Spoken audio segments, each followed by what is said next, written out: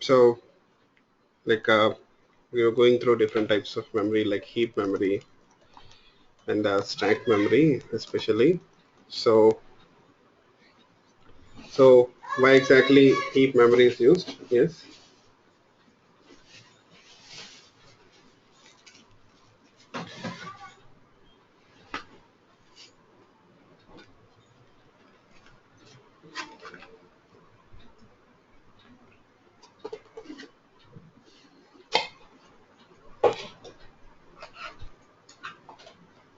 Yes, heap memory is basically used for the objects. That means whenever we request a JVM to create an object, it allocates the memory for that object on the heap itself. Yes, right. And how about the stack memory? How about the stack memory?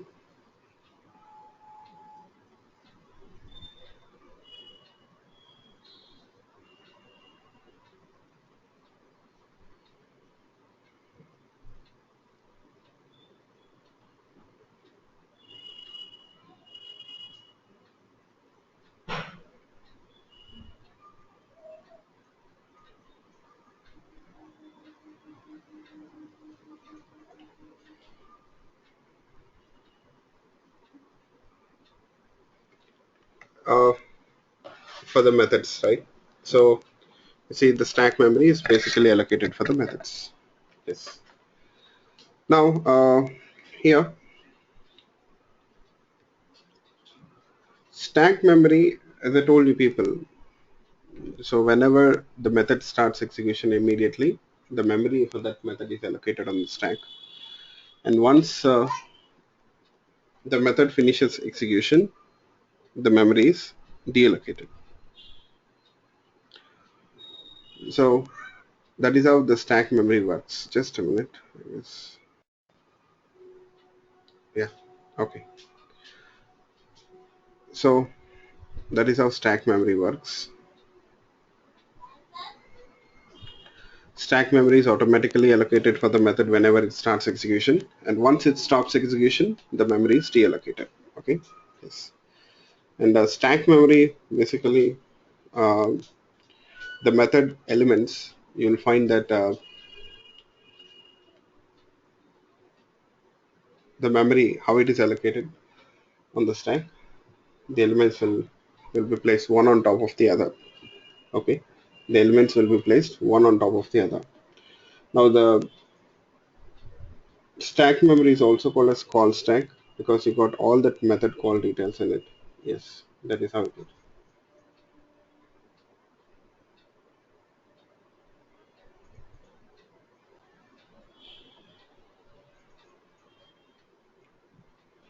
Okay, now uh, we don't need to manage stack memory as I told people because memory is automatically allocated when the method starts execution and it is deallocated once the method finishes execution. That is how it works. Yeah. But how about heap memory? So we will generally will ask the JVM to allocate the memory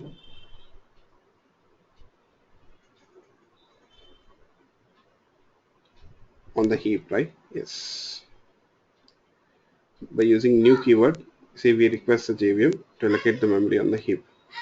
Yes.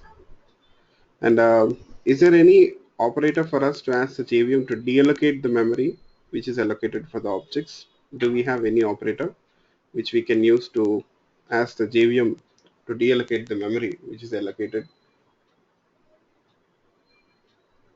for the objects? Uh, I can say we don't directly ask the JVM to deallocate the memory. Instead, we are just making that object eligible. That's it.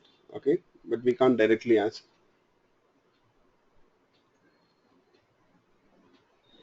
the JVM to deallocate. You see the way we use new keyword, which is used for asking the JVM to allocate the memory on the heap for the object. Similarly, there is no such operator for that. Okay, so null means it's a value basically there is a difference. Okay, null means just it's a value, you know, it's nothing. Null means nothing. That is the meaning of null. Okay, hope you got it. So we can't explicitly ask Java to deallocate the memory. Okay, yeah. So we are making the object eligible for garbage collection by assigning null reference. What happens if we assign null reference? So you'll find that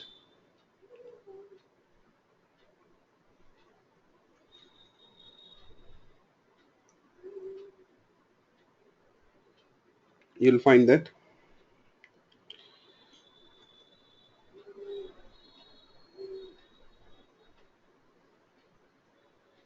the garbage collector will be responsible for deallocating the memory which is allocated for unreachable objects. So we got unreachable objects, right? So the garbage collector will be responsible for deallocating the memory for the unreachable objects here. Yes. Okay, fine. So look, you know, when exactly the garbage collector is invoked? When exactly the garbage collector is invoked?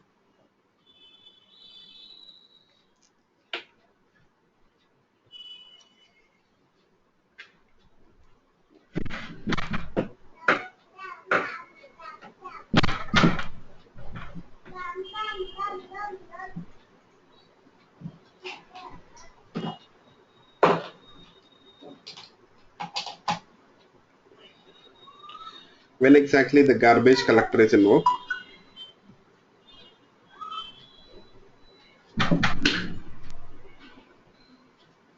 When we ask it to. So whenever the JVM finds that okay there is shortage of memory or there is memory crunch, okay, so if it wants to free up some memory space on the heap, so it will call the garbage collector. Okay, and is there any chance for us to call the garbage collector? Can we also do that?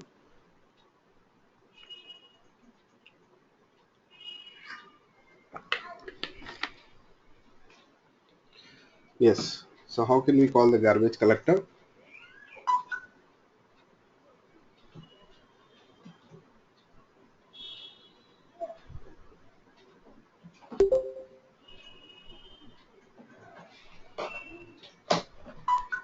How can we call the garbage System.g. collector? GC, yes. System.gc. Okay. So GC method is used to call the garbage collector. That is how it works. Okay, fine. Now today I'm going to show you people another class in which this GC method is also defined. Okay, it is runtime class. Runtime dot GC. Get run. Sorry. First of all, if you want to call that GC method which is in the runtime class, we need to obtain the runtime class object reference. Now I have a small question for you people here. Okay, I got a small question. So my question is the runtime class. It is defined in which package? What do you people think?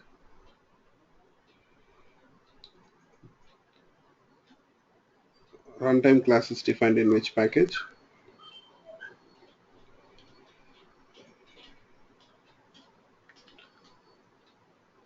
Did we add any import statements here? No, I didn't add any import statements. Okay, there are no import statements.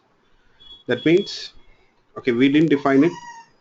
We didn't define this runtime class, so not in the default package. You know, the runtime class is in the java.lang package, and I have to tell you people this point here. So far, you will find that the classes which are defined in the lang package, we don't need to import them explicitly. Okay, we don't need to import the classes which are defined in the java.lang package. So this package is considered as it is by default imported. Java.lang package is by default imported. We don't need to explicitly import java.lang package. This is one of the packages which you got in the API, okay? And we don't need to import it. You got the point here, all of you? Yes. We don't need to import java.lang package. Yes.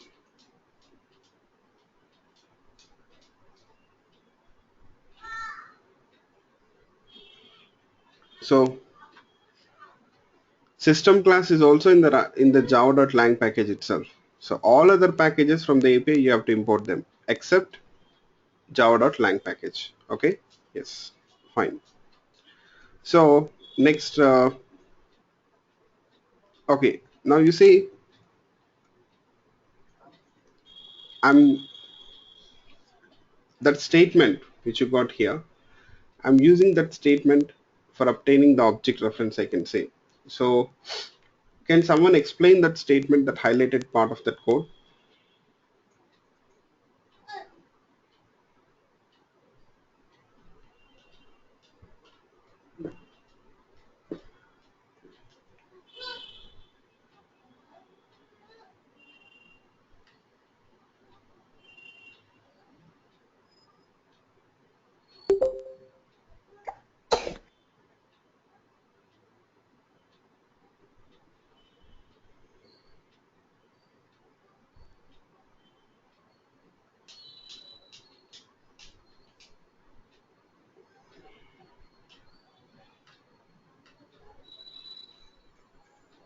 Yes, actually, we are calling this method. What is this method? It's a static method where it is defined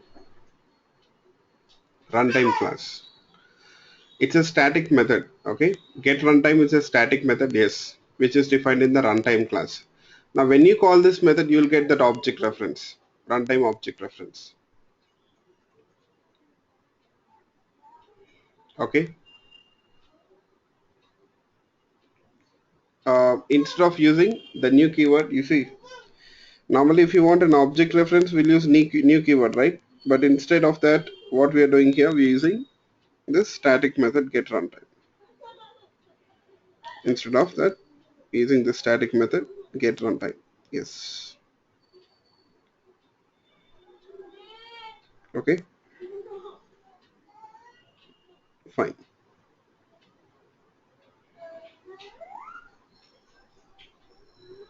So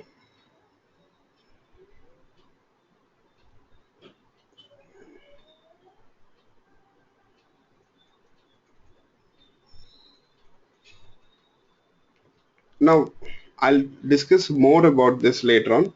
Why we are doing this, okay? Why we have to call that static method to obtain that runtime class object reference? Why can't we use that new operator itself? Okay, we'll see that later. Yes. Okay. So in the runtime class, we got GC method again, which you can use. Got it? Yes. You can use this GC method defined in the runtime class.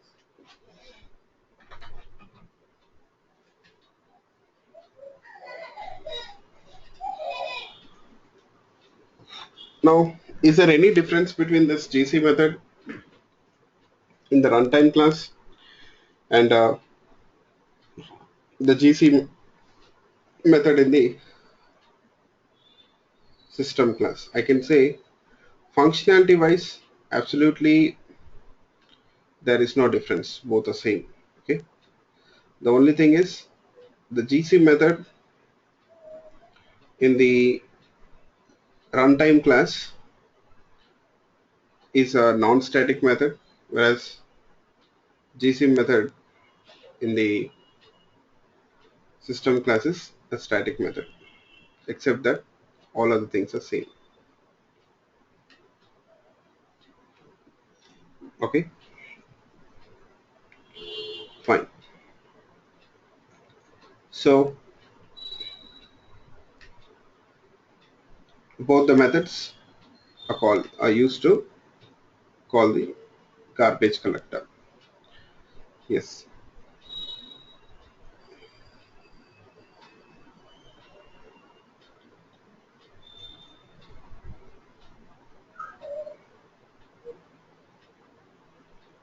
Now The garbage collector, when it is invoked, what exactly it does? The garbage collector, when it is invoked, it will search for which objects? The objects which are unreachable. Objects which are unreachable, which cannot be accessed. So garbage collector will identify such objects in the heap memory and will deallocate the memory allocated for that objects. It will deallocate the memory which is allocated for that objects here. Okay, yes.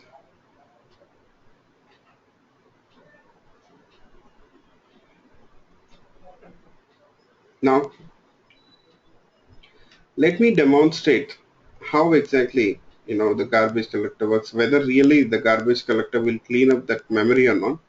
Okay, so let me demonstrate it. We'll see whether the garbage collector, it really cleans up the heap memory or not. Okay, for that let me do this.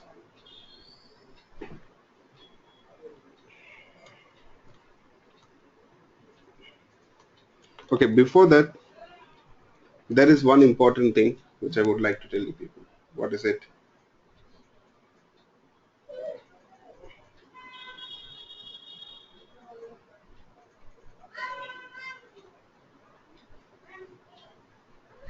You know,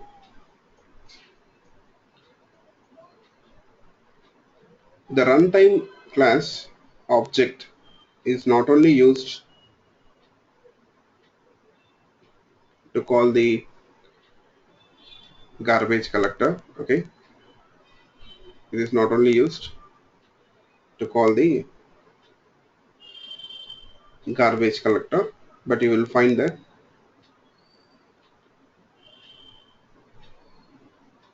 the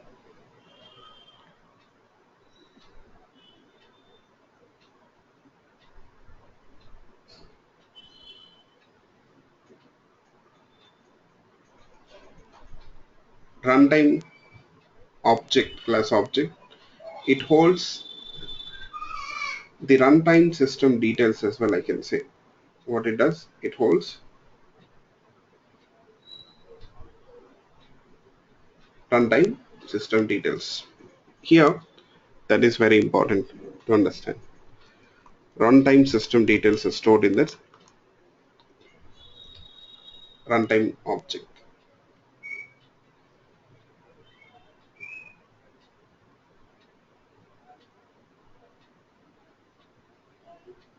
Okay, runtime system means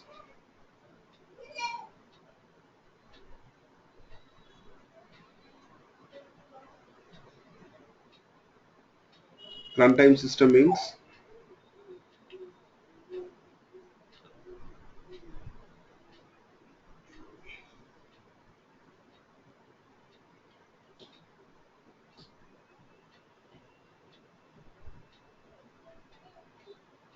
runtime system means the JVM in execution. JVM in execution, or I can say an instance of the JVM. JVM in execution, or it is an instance of a JVM. Okay, runtime system means it's JVM itself in execution, I can say. So that runtime system details are stored in this runtime class object. Okay, especially the memory details, we can read them. Okay, let's try to read the memory details. You see, for example, total memory, how much of memory is allocated here for the runtime system. Let's see that. Okay, total memory. You see, in the runtime class, we got a method called as total memory. In the runtime class, we got a method called as total memory.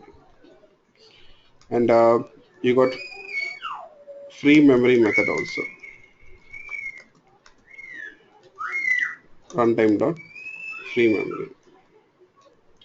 That means out of total memory, that means out of total memory, how much of memory is available? Let's say example 100 MB is allocated. Out of 100 MB, let's say how much of free memory is available. So that is what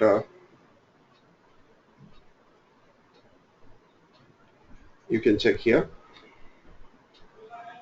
through this free memory. So it returns that free memory. Yes. Okay. Let me run this code.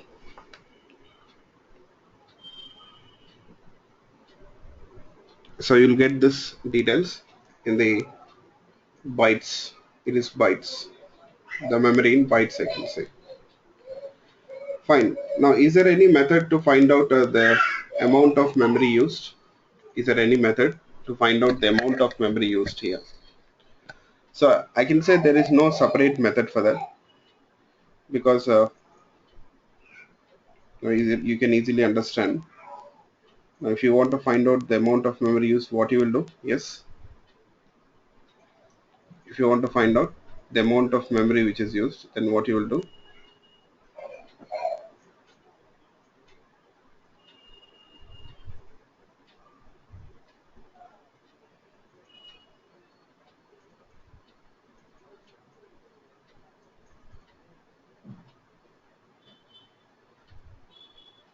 Yes, that's it. So total memory minus free memory will give you the amount of memory which is used. Okay. Yes. But there is no separate method provided to find out the memory which is used here. Okay. Yes.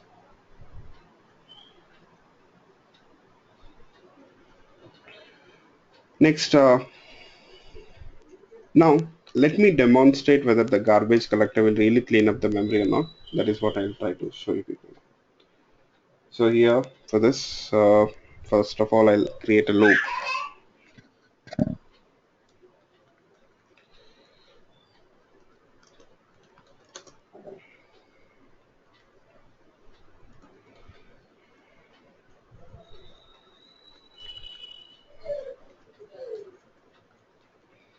Okay. Now,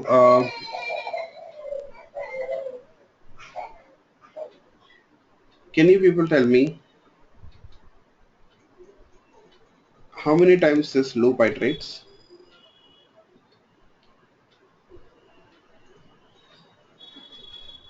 Yes.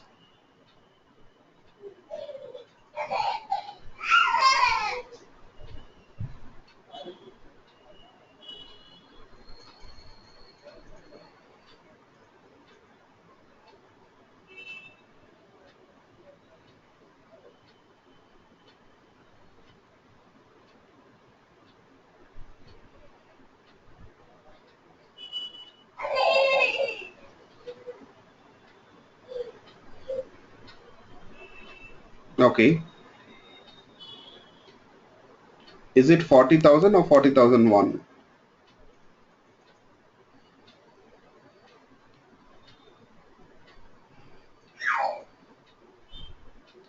It's 40,000. Why one additionally? You see, it is less than, not less than equal to. The condition is just less than 40,000. It is not less than or equal to 40,000 here. Okay.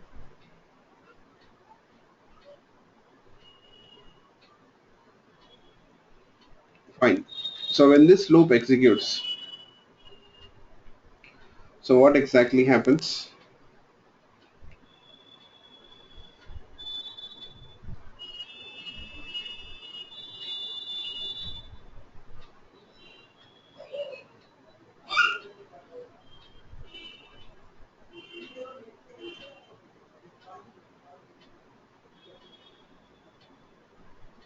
It will create a new.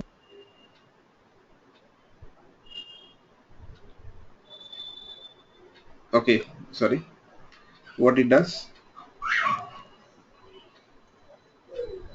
Creates 40,000 savings Savings account account. objects. Huh? Okay. Fine. Out of 40,000 savings account objects now, how many objects are reachable or how many objects are accessible?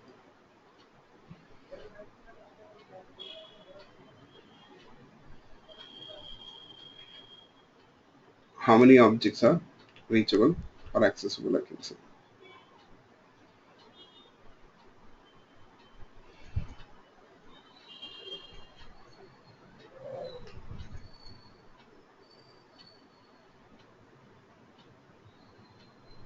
You see? Yes. None of the objects are reachable or accessible here. Yes. All objects are unreachable because not even one object reference we are storing here. Okay.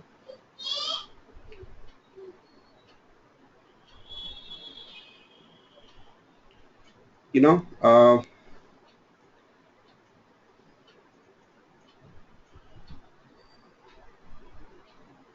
how many objects are eligible for garbage collection here? How many objects? I can say that All of them. they are eligible. All of the objects.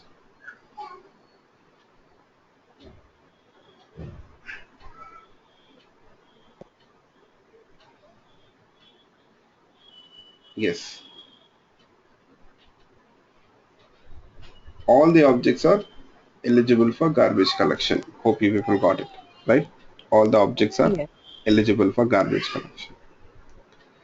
Okay, fine. Now we'll try to call garbage collector and we'll see whether it will really reclaim the memory or not. But before that, I'll just add a statement. You say free memory before creating objects. Okay, we'll check this. And after creating the objects, we'll check the free memory again. Okay, free memory after creating objects. Before creating objects and after creating objects. Yes. Next,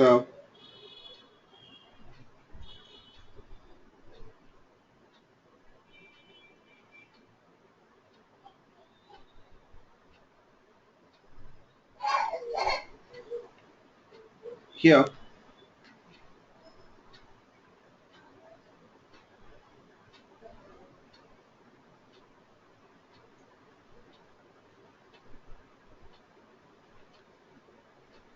I will call the garbage collector. Okay, I'll just print a statement calling GC,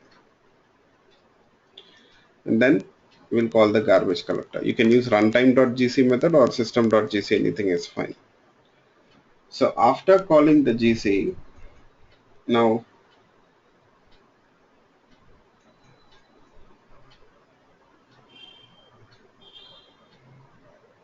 we'll try to uh, print that free memory. Okay,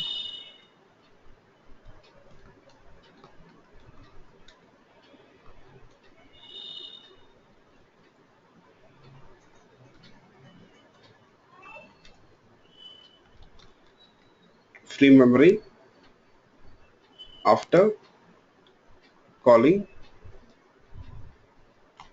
GC, garbage collector. Okay, see, first of all, we'll read the free memory before creating the objects. Okay, and then after creating the objects again, we'll check the free memory. So the free memory, will it increase or decrease? Free memory, will it increase or decrease? Increase. Okay,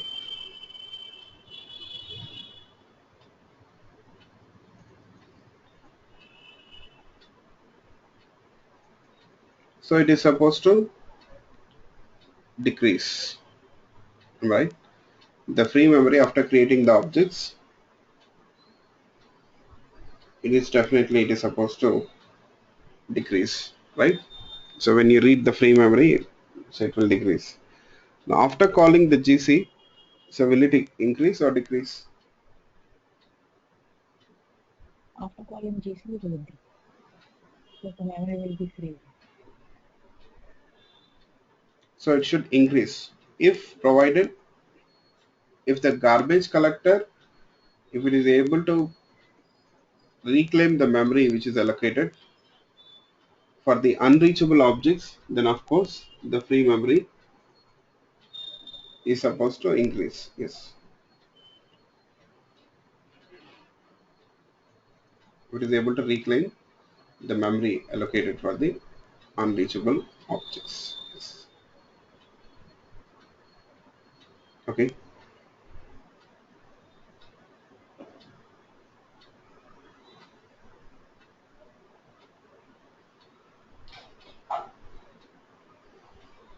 fine. Now let's try to read this statistics. Okay, we'll run this code once and we'll try to check once.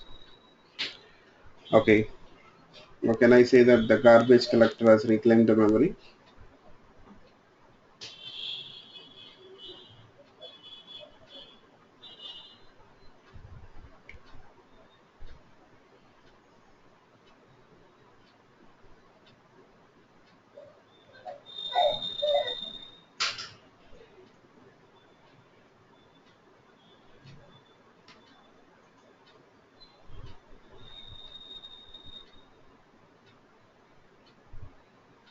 It Yes. enclave. So definitely the garbage collector is able to reclaim the heap memory, right? It is invoked and it is able to reclaim the heap memory. So hope you people got it. Yes.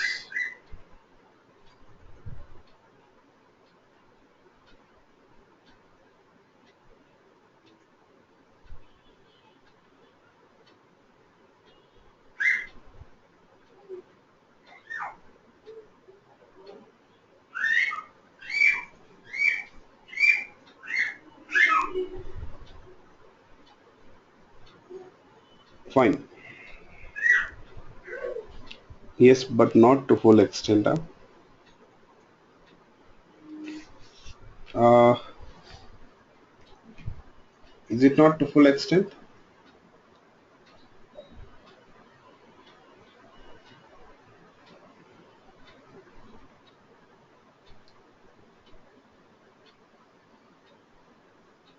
But actually it is to full extent. See, the free memory before creating the objects, how much it is, and free memory after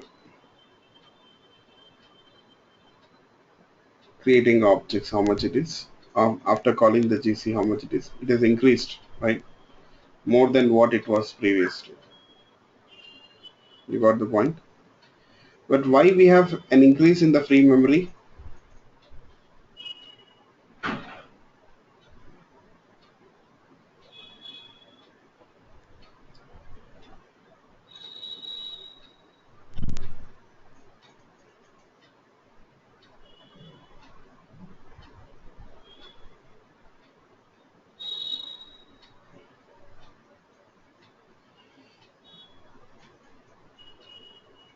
Because you see, earlier even the JVM, in order to execute it, will create objects and all.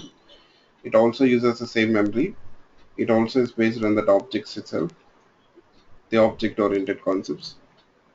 So you will find that here. That's the reason why there can be an increase. So even JVM uses objects internally. Okay, even JVM uses objects internally. Such objects, which are unreachable, which are unclaimed, they'll be reclaimed by the garbage collector. Okay,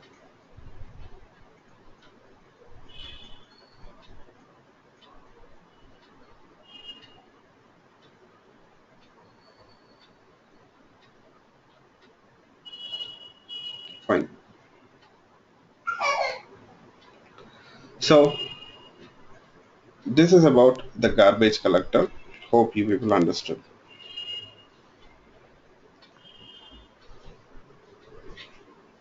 So I have a small question. Hope you should be able to answer this question. So the object, when it becomes eligible, the garbage collector, will it immediately reclaim the memory allocated for that object? the garbage collector, will it immediately deallocate the memory which is allocated for that unreachable object? As soon as an object becomes unreachable, the garbage collector, will it immediately reclaim the memory for that object?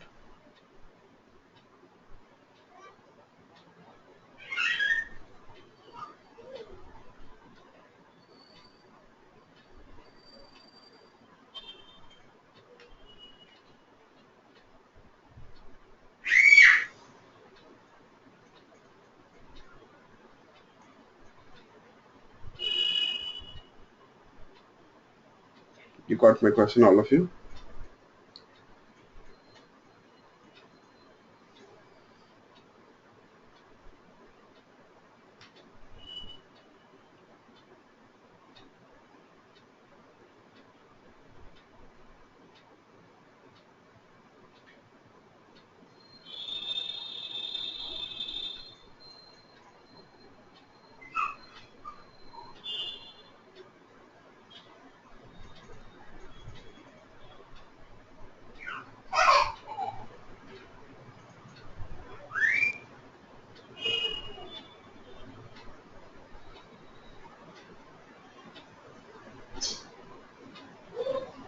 The garbage collector, will it immediately reclaim the memory of an object which becomes unreachable?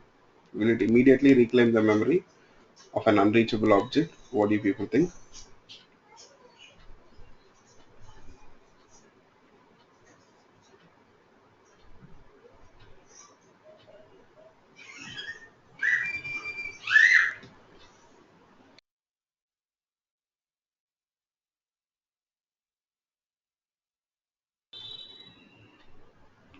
Actually, it won't.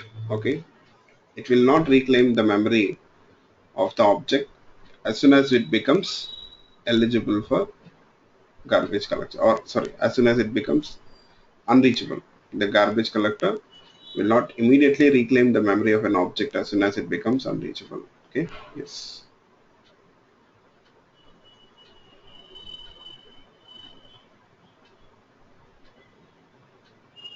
Okay,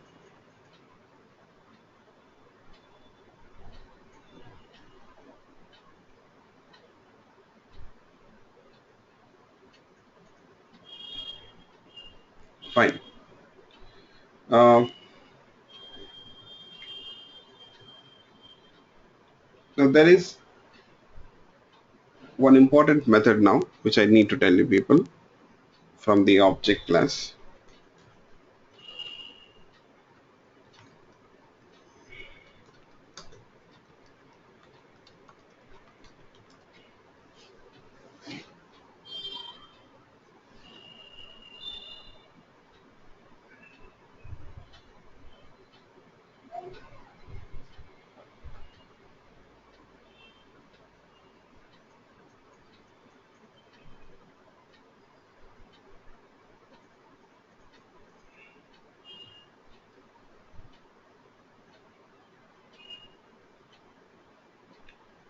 See, the finalized method, the last method which you're looking at here,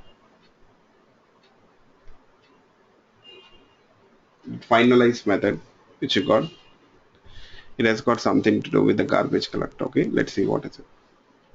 You know,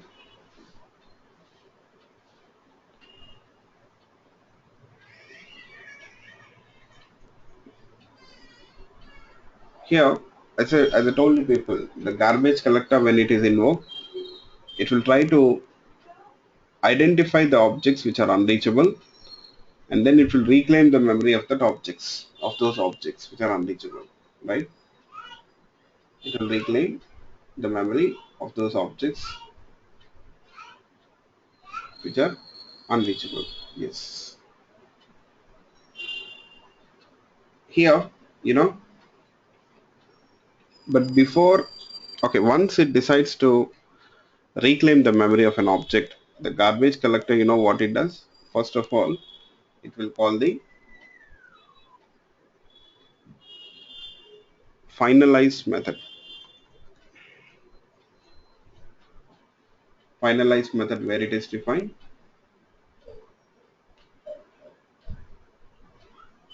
in the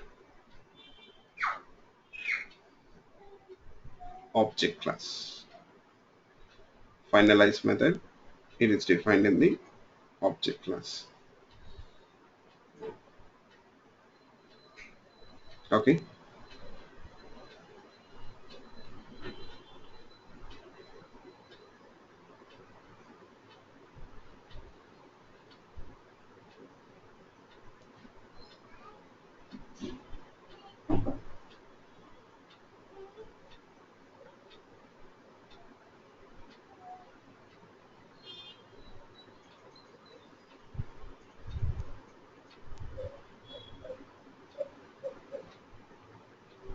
So what is the functionality defined in that finalize method? You know what? The finalize method of the object class is absolutely blank, I can say. It is absolutely blank. I can say that here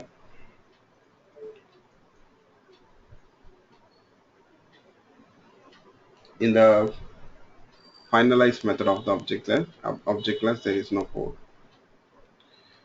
It's simply a blank method.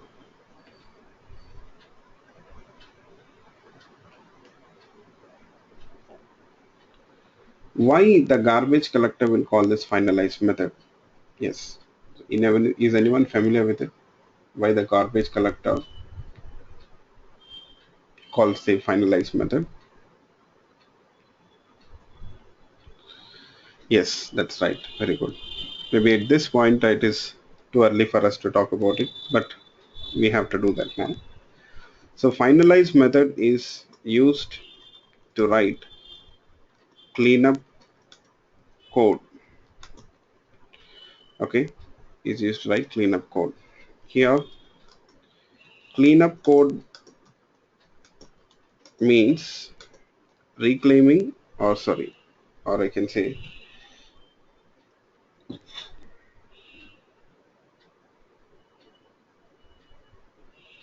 it can be releasing the resources which are required by this object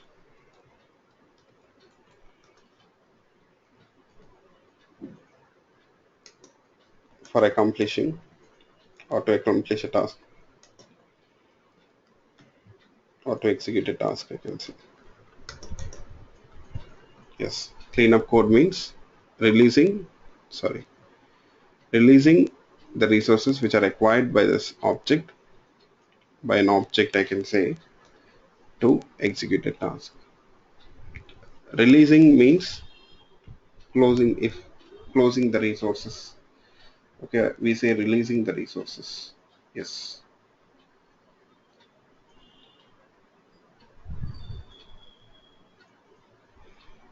Okay. Yes.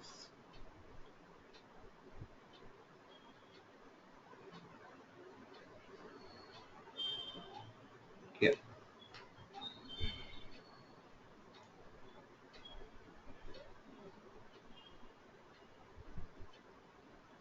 Please make a note of it.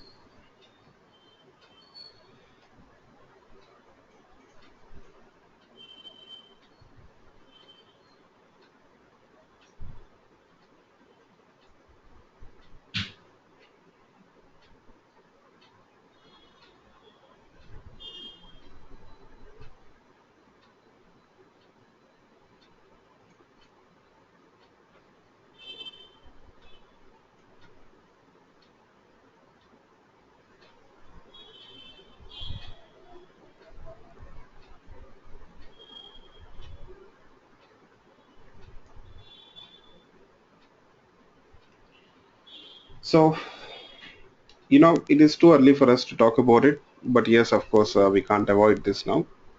Resources means here they are nothing but again the Java objects itself.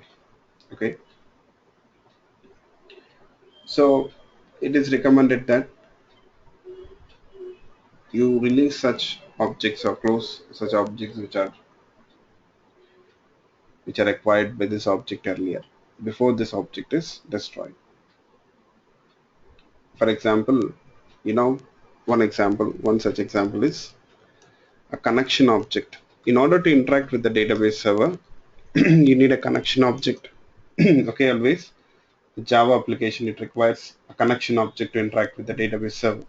Similarly, in order to read the data from the file, you need an input stream. This is file input stream or file reader. I can say this is file reader object. This is another example.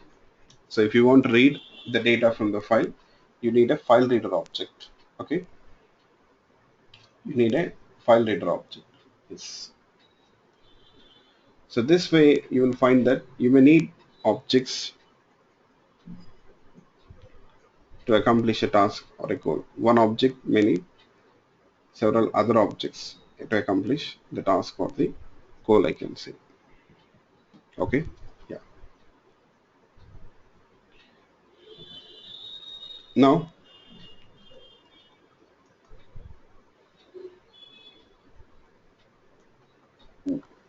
when you obtain a connection object, it is highly recommended that you close the connection properly. You have to close it. So you got a method called as close. Close method is there. Even the file reader object, once you obtain it, once you're done using it, you have to close it.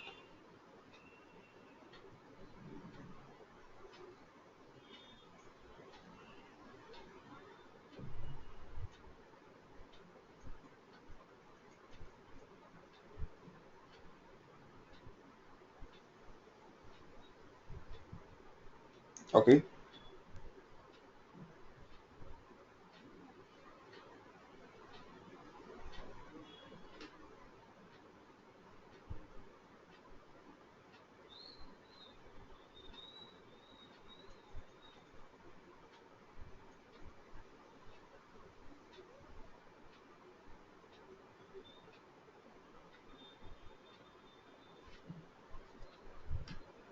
So you have to call this close connection.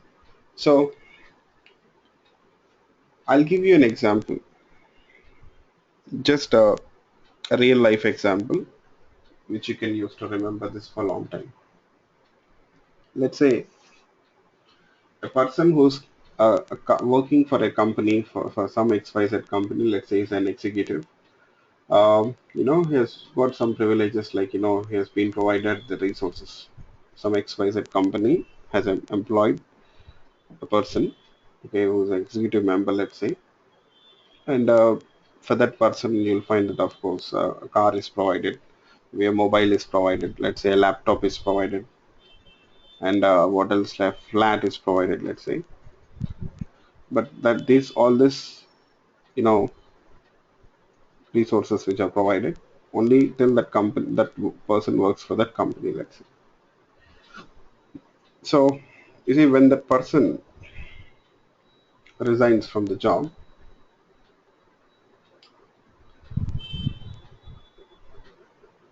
again that person has to just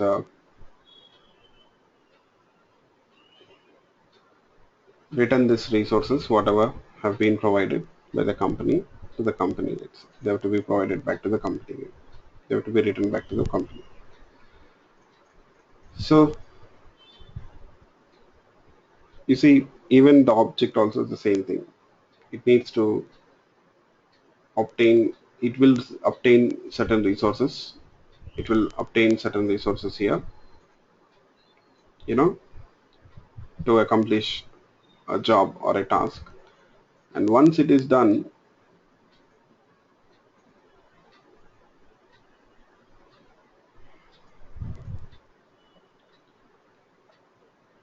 or once it is done executing the task or the job, so it is supposed to release the resources or that objects which it is acquired. And such code you will write it in the finalize method.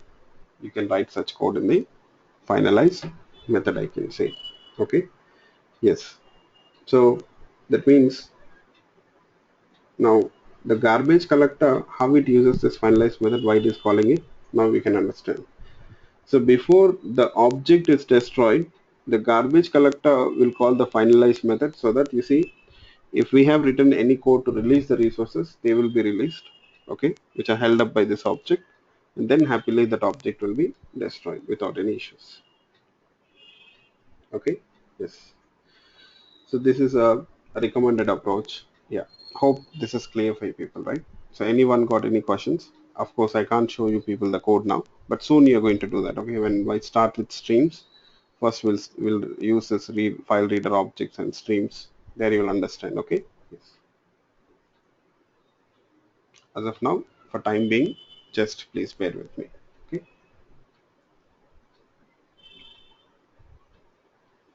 So any questions in this regard, please let me know. So when the finalize method is called, what did I say? Yes. When exactly the finalize method is called?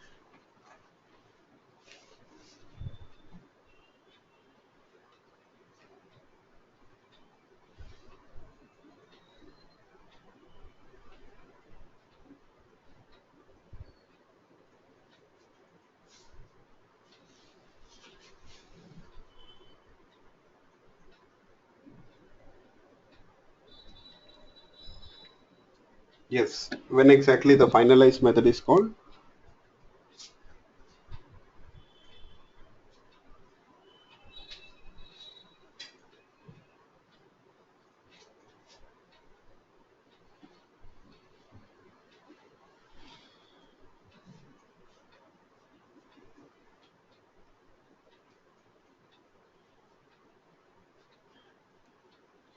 Yeah. I am saying when it is called.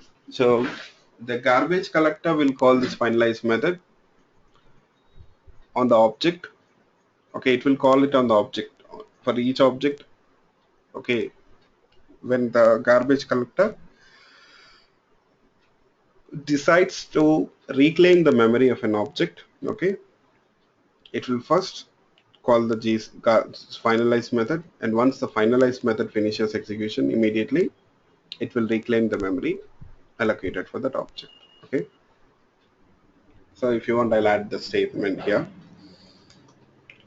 GC calls finalize method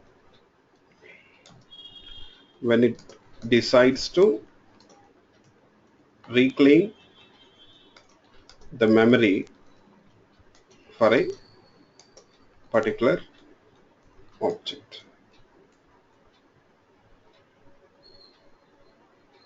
So once the finalize method finishes execution,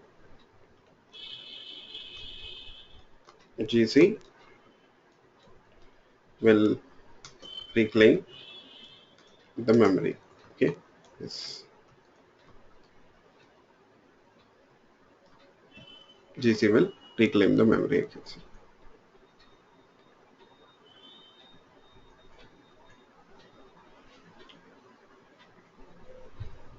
Okay, just a minute, please. Just a minute.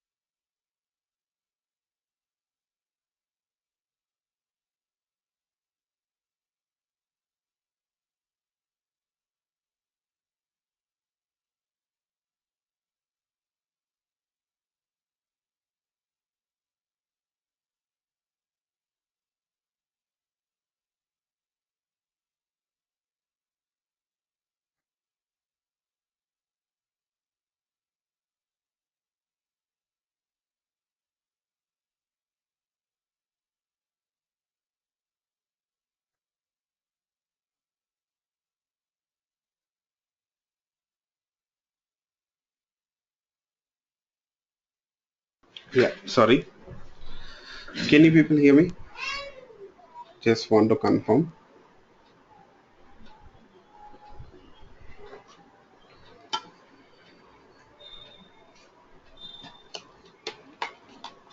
Can you people hear me?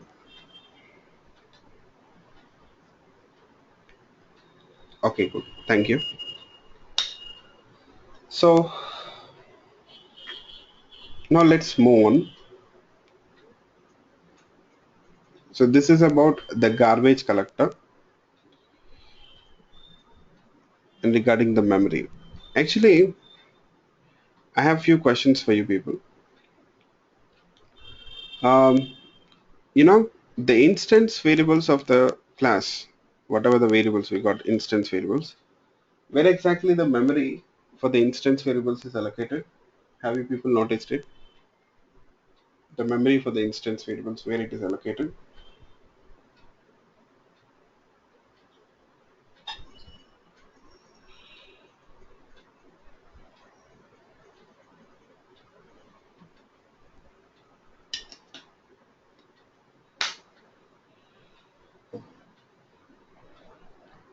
As part of the object, right?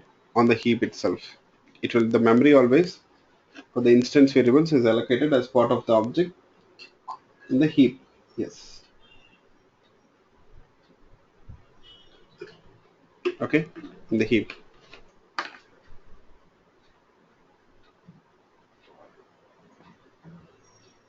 Now, what about the local variables? Where exactly the memory for the local variables is allocated?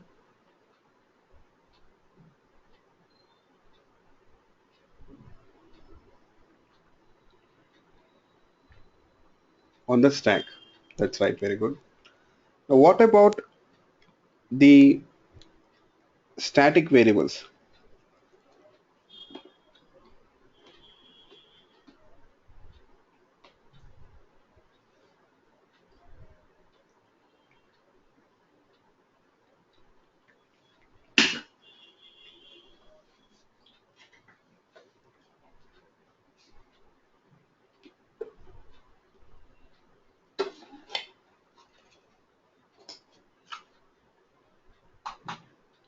What about the static variables?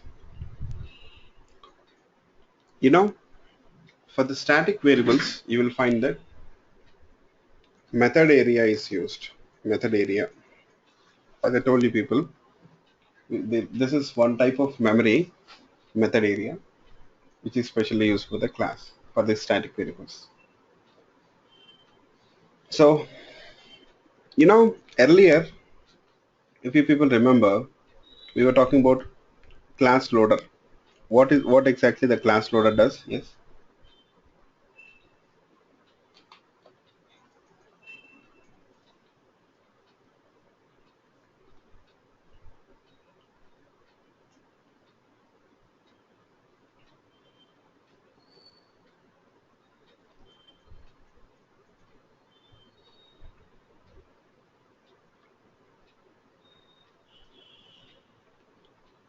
Class loader, what it does?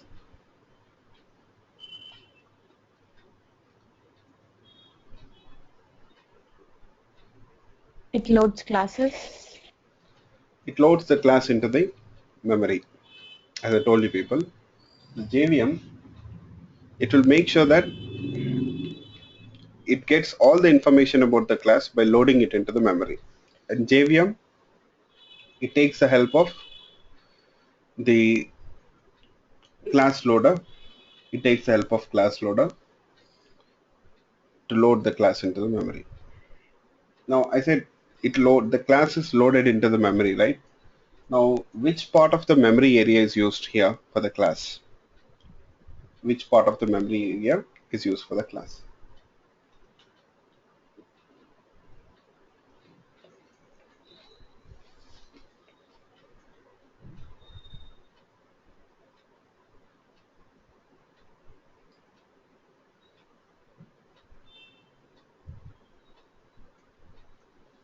You'll find that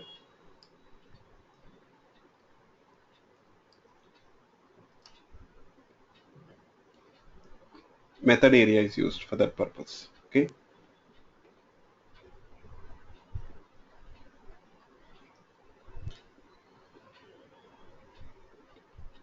method area. Okay,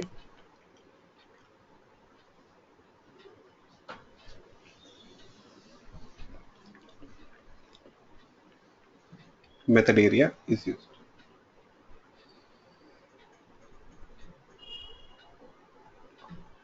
So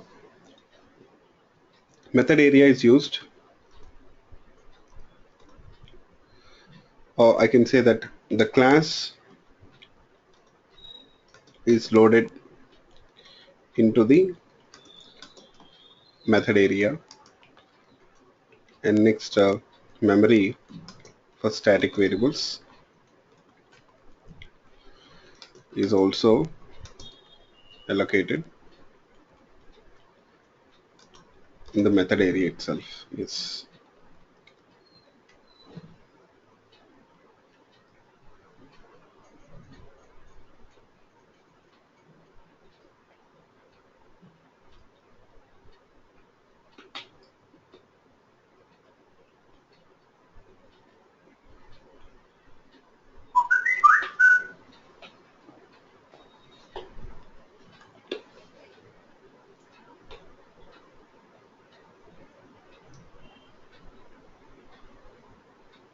So hope you people got it.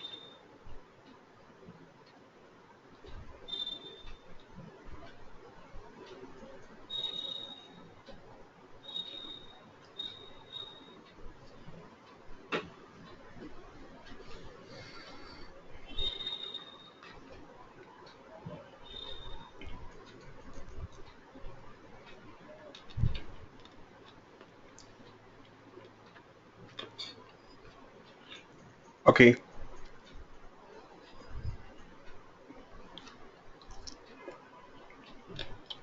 Next,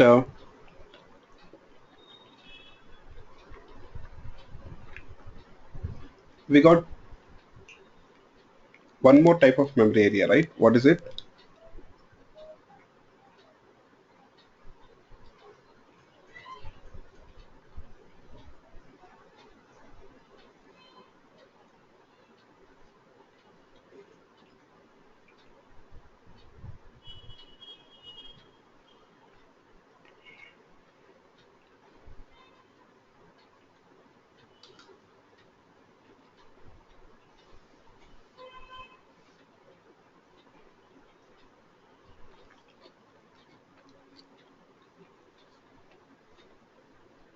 Yes, that's right. String constant pool. String constant pool. This is a special type of memory area,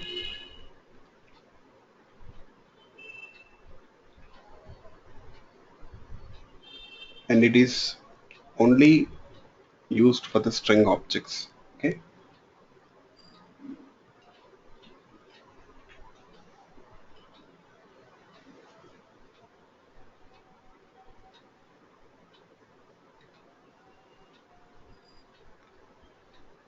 You know,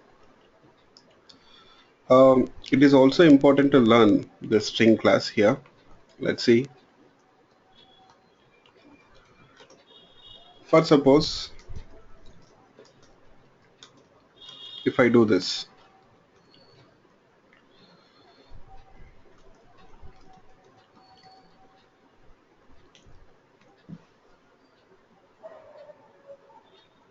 how many objects are created here?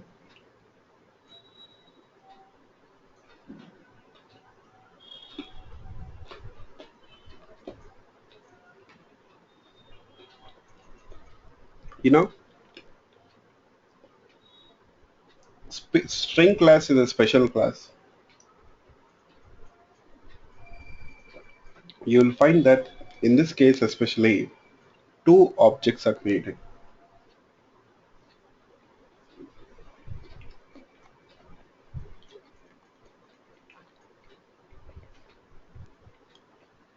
Two objects are created, okay?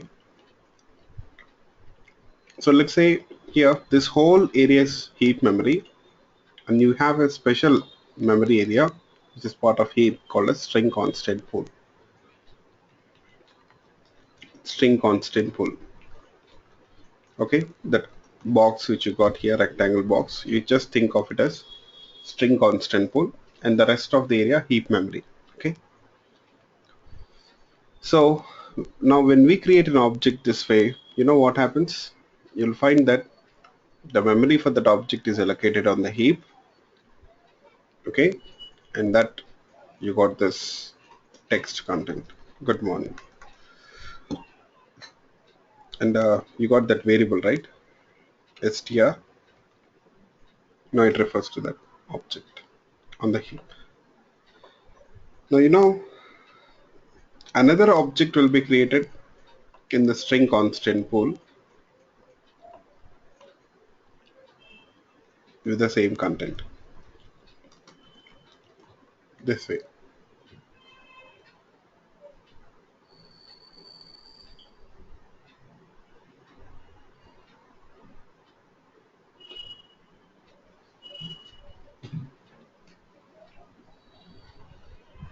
So this is what happens internally when the statement executes, I can say.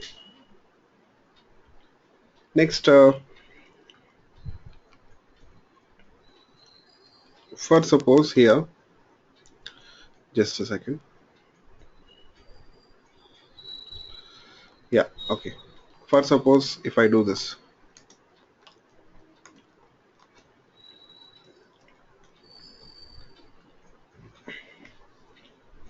this time when this statement executes, okay, the a string object is created, and that string object is only created on the it is only created on the heap, I can say, only on the heap. This time another string object is not created on the constant pool. Another string object is not created in the constant pool. Okay,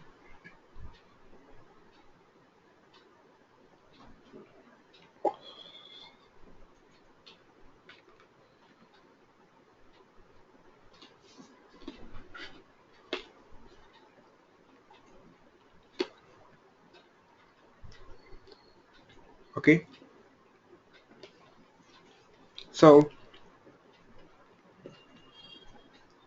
altogether, how many objects will be created when these two statements are executed?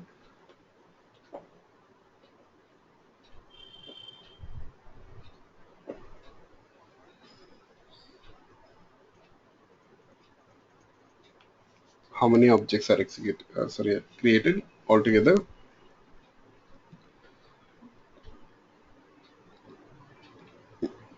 Three objects are created here. Okay, yes.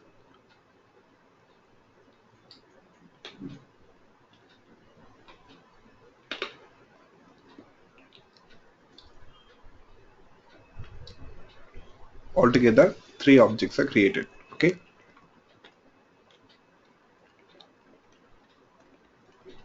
one in the constant pool and two on the heap. You see, why another object is not created in the constant pool? In the constant pool, duplicate objects are not allowed. That means the object with the same content will not be allowed. You can only have one object with a with a particular type. Sorry, with a particular content. In the constant pool, you cannot have two objects with the same content. Okay.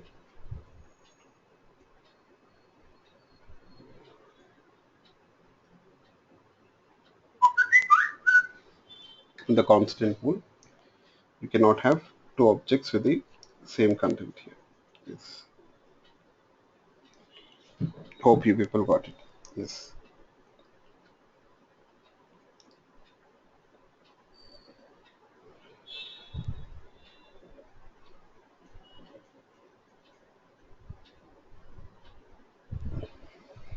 Okay. So later on, I'll explain why we need that constant pool. But first of all, I'll show you people the other way of creating the object. But before that, I just want a confirmation from you people. Hope you people remember what happens if I do this.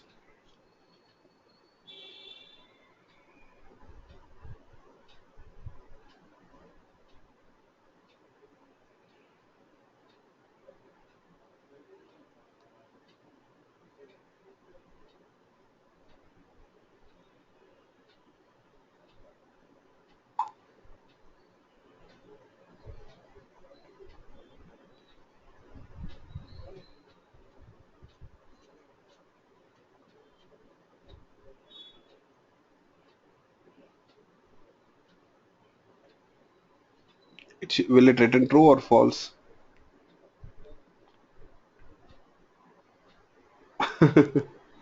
Come on, yaar, you are leaving the choice to me again. It returns either true or false, huh? Actually, come on, yaar. It returns true. True. It should return True. false because double equal to operator. Oh, Please remember, try to recollect. As I told you people, we saw this already. it refers not to the contents, but Yeah, it won't refer to it won't check the content. It will only check whether these two reference variables are referring to the same object or different object. Okay. It will only check whether these two reference variables are referring to the same object or different object. Now, these two reference variables, are they referring to the same object or different object? Different objects, right? Though the content is same, I do agree. You see, I'm showing you people the images also. The content is same, but still the objects are different here. Okay. Yes. Okay. The objects are different. Fine.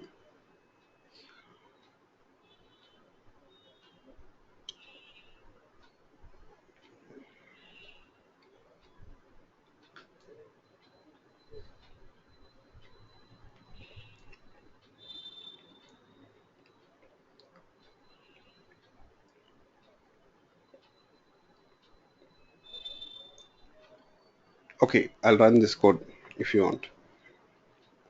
Now, how do we compare the contents? If you want to compare the contents of the objects, then what you will do? Yes, equals method. you need to use Equals method. equals method. Okay, please remember because this is the most common mistake people will do. Okay, yes, use equals method to compare the contents. You see, it returns true this time. The objects are different, the content is same. Okay, good. Now, you know what? I can say that there is one more way of creating objects, string objects. Actually, I can also do this.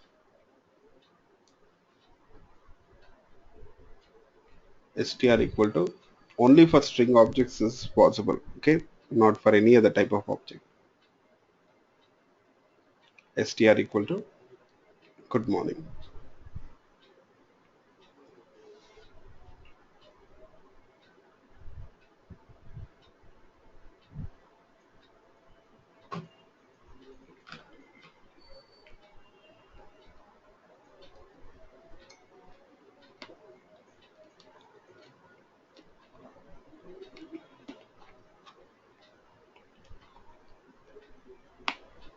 you know,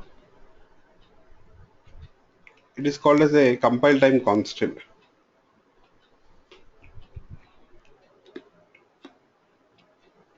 If you do this,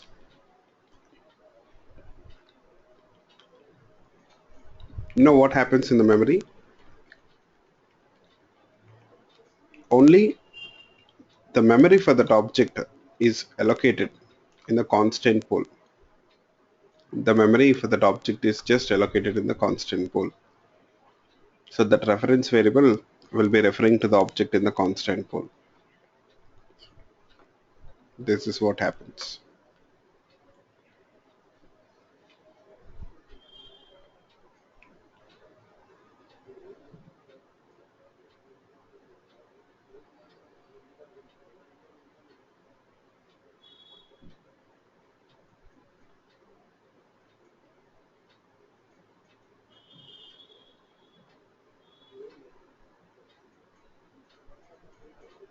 Okay. Now only just the memory is allocated in the constant pool. And for suppose if I do this,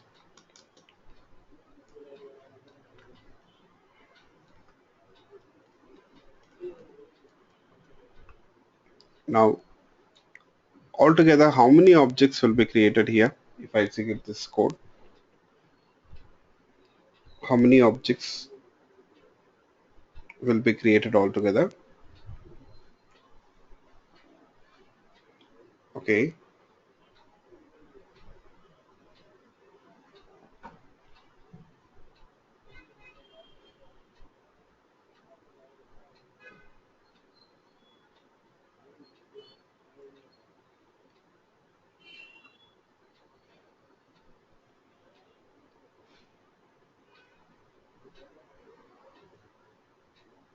come on, yeah. No, not three, not two, just one object is created in this case. Now str2 also will be referring to the same object. Str2 also is going to refer to the same object. As I told you people, we are not using new keyword here. So the memory for that object is only allocated on the in the constant pool, I can say.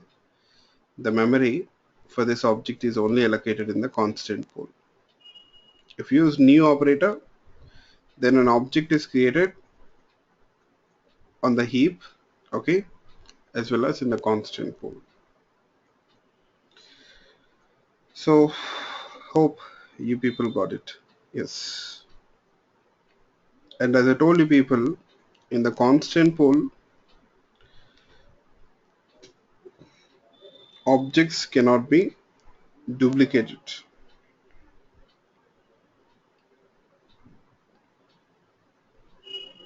In the constant pool, objects cannot be duplicated.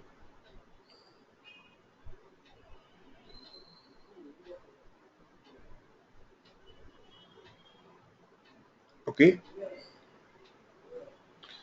So already there is an object with the same content, with that content. So another object in the constant pool will not be created. So whenever you try to create a string object this way, you'll find that only one string object will be created. Okay. Yes. So hope this is clear for you people. Can I have yes or no? I hope everyone understood this. We are not using new keyword. Okay. So anyone got any issues understanding this?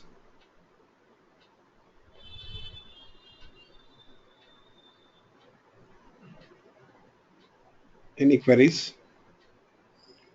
All right. Okay, good. So now you might be wondering why constant pool? Okay, and how can I prove that only one object is created? Now you should tell me. Come on here, think. Okay, please start thinking. Especially in terms of Java, I want you to think. I know everyone is born intelligent. Okay, yes. So start thinking now in terms of Java. Yes. So now my question is here: how can we prove that these there is only one object created in this case? How can I prove that? I said only one object is created. How can I prove that?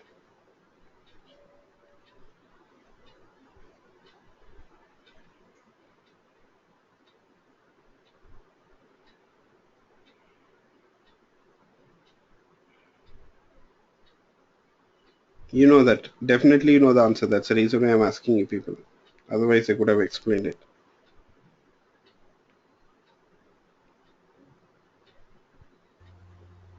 I couldn't hear you properly. Could you repeat that? Uh, just now we saw that. Simple answer. Relational operator.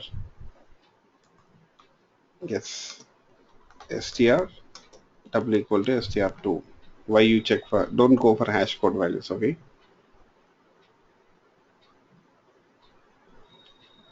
Am I right? Relational operator double equal to what it does?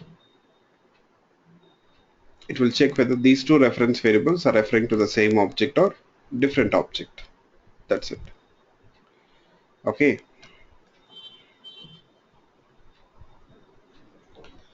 So will it return true or false? Will it return true or false? Come on, yeah. Okay, just a minute, please. Just a minute.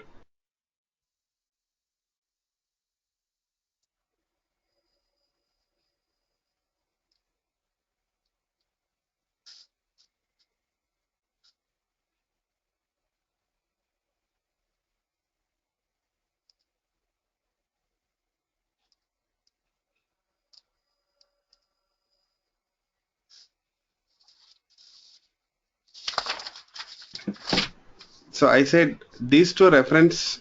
I said only one object is created. Come on, yeah. Just at least look at this image. Take the help of this image. They'll aid you people to understand. I said only one object is created, right? So should it return true or false? Totally confused of what? I'm sorry. In this case, it should return true or false. True itself, right? False. Again false. It should return true because there is only one object created in the constant pool. As I told you people, we are not using new keyword here to create the objects. Actually, we are using this constant pool, I can say, sorry, compile time constant. Directly we can do this. Okay. So in this case, only one object is created, that too on the constant pool. That too, that object is created in the constant pool. And as I told you people, in the constant pool, objects cannot be duplicated. That means you cannot have two objects with the same content. So if you try to create another object, what happens? It won't create a new object. Instead, that same object reference will be written here. So str2 also will be referring to the same object. Okay, a new object is not created because in the constant pool you cannot have two objects with the same content. Yes. So at least now hope you people got it. So what should be the answer? True. Okay.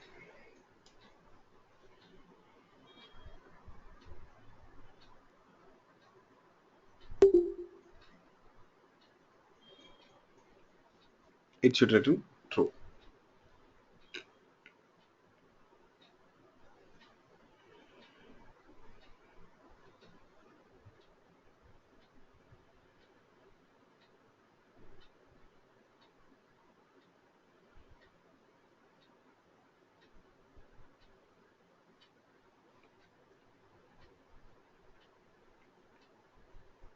So hope this is clear for you people. So this is compile time constant, I can say.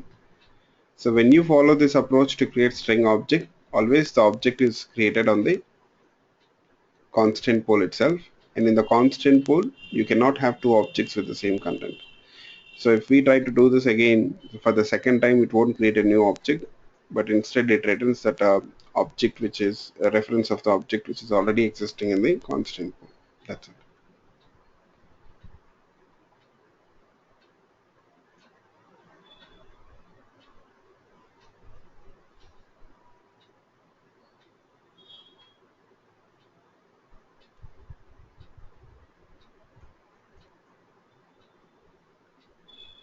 Okay? Mahesh. Yes. What if the content is different? Of course, if the content is different, it will be a different object. Okay? There is no doubt in that regard. Okay? No, if it is referring to the same object No, and no. If the content is different, immediately a new object is created. Okay? it So is not duplicate. no, no. I'm just try to, follow my statement. What I'm saying, if you try to create an object this way using compile time constant, you see, Okay. first of all, the memory will be allocated in the constant pool. So first time, okay, we are creating the object this way. So the object, string object will be created in the constant pool with this content, good morning. But Okay. suppose here, if you try to create another string object with the same content, good morning, now you see the second statement when it executes, so it will check whether in the constant pool there is already an object with this content. If it finds it, it won't create a new one. Simply it returns that existing object reference. Already there is an object, simply it returns that reference. That means str and str2 are referring to the same object, not a different object. But if the content is different, then another object is created, of course. Now this time you'll have two objects. Okay.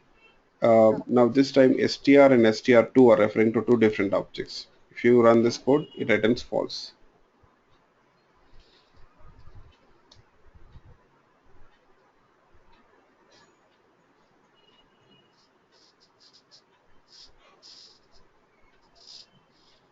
So hope everyone got it, right?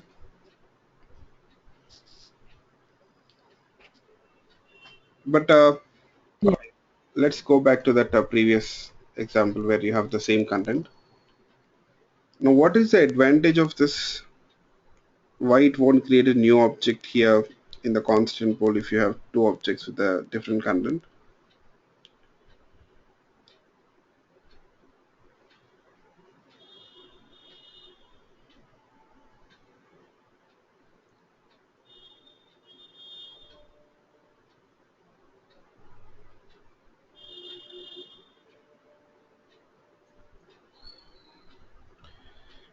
You know, I can say that it is memory optimization.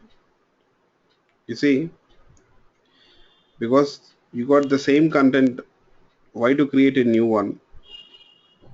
Why to create a new one? That is a concept. Just to optimize the memory usage, this approach is followed here. Okay, yes. And especially in strings, it is very common that you may have the content with you may have string objects with the same content. For example, let's say you consider a savings account itself. You see, for suppose you got branch name. This is one of the property, let's say. Now, in a branch, you may have thousands of accounts, or lakhs of accounts also sometimes. If it is a very big branch, you may have it. You may have lakhs of accounts. You see, for all the savings account which belong to that particular branch, the branch name will be same. You may have 1 lakh savings account objects in that you have the string object. Branch name is string type, right? So string object will be created. And you see, we can use a compile time constant, something like this you see in the class, so that you can save some memory here. If I do this string branch name, let's say, Later on also you can assign the compile time constant. Some branch mtn. So that means now even after creating the object also you can directly assign this compile time constant. In that case what happens, you see if you have 1 lakh savings account objects and you'll have branch name, but the branch name you may have 50 variables, but all the 50 variables will be referring to the same string object which contains this content mtn.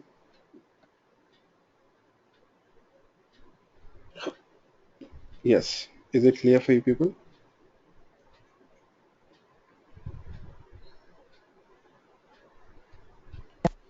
So this will save Yes. the memory for you people. That's the reason why the compile time constants are used, especially for suppose here you create like in the savings account I can add branch name. Okay. Uh,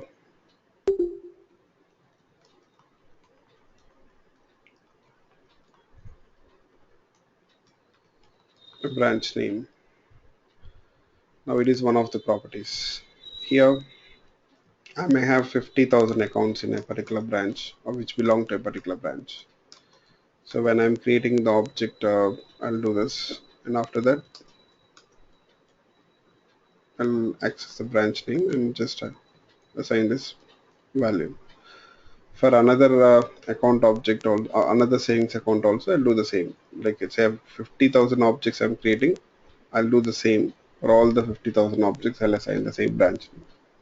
Now you have only one branch, one string object which is created to hold this string content mtn. All the 50 variables they will be referring to that string object.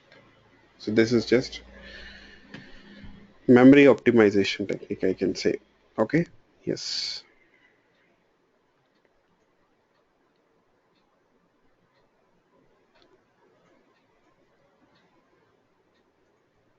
So hope you people got it. Okay. Yes.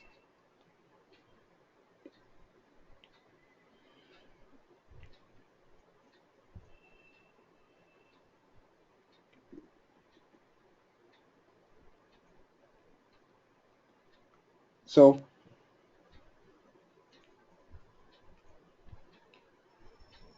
but there are few things which you need to know. If more than one reference variable is referring to the same object, what if we try to modify that object content using one of the references? Now, any reference can access this. We'll say in this example, you got two reference variables. Now, any one of the reference variable, we can use it to access that object and we can modify the content, right? If it is the case, then the the other reference which you got here, that will be affected, right? For example, you got two objects now, savings account objects. Now the branch name is same. If I try to modify that string object content using one of the references, then the other object also will be affected, right? Then the other object is also affected, right? You got the point, all of you. So that can be an issue, right? So more than one object is referring here to the same object. More than one reference variable is referring to the same object. Yes. More than one reference variable is referring to the same object, right? So in that case here, what if we use one of the references to modify that string object content? It affects the other references also, right? But actually you'll find that that is not possible here. String objects are immutable. String objects are immutable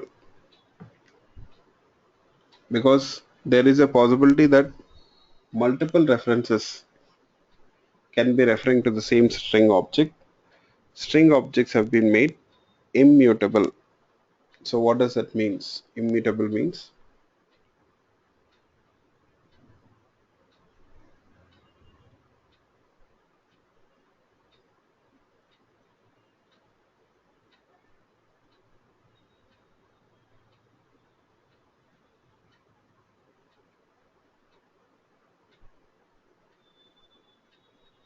Immutable means I can say string object is immutable. That means we cannot modify the content of the string object.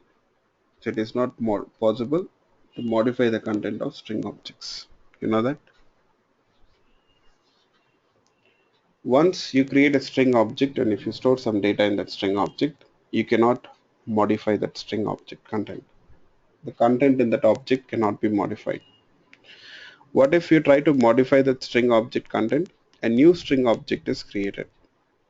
What happens? A new string object is created in that case.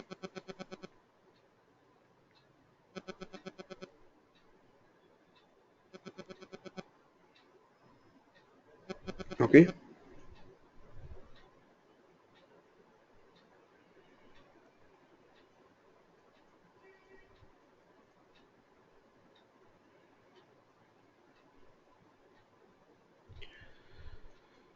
Okay, fine.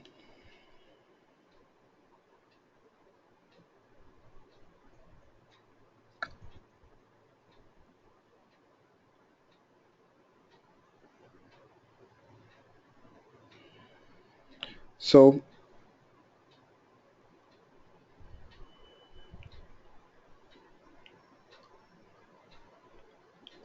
we'll discuss more about it in the next class, okay? So I'll talk about this string class. But so far what we did, hope this is clear for you people, right? So any questions in this regard, please let me know. So far what we have discussed, is it clear for you people?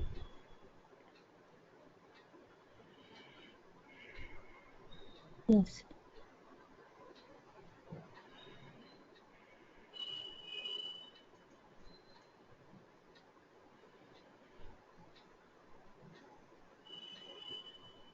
Okay, good. Yes. Okay, good. So tomorrow we'll meet at our regular time, okay? And we'll continue discussion, okay? So thank you all. Bye-bye. Have a nice day.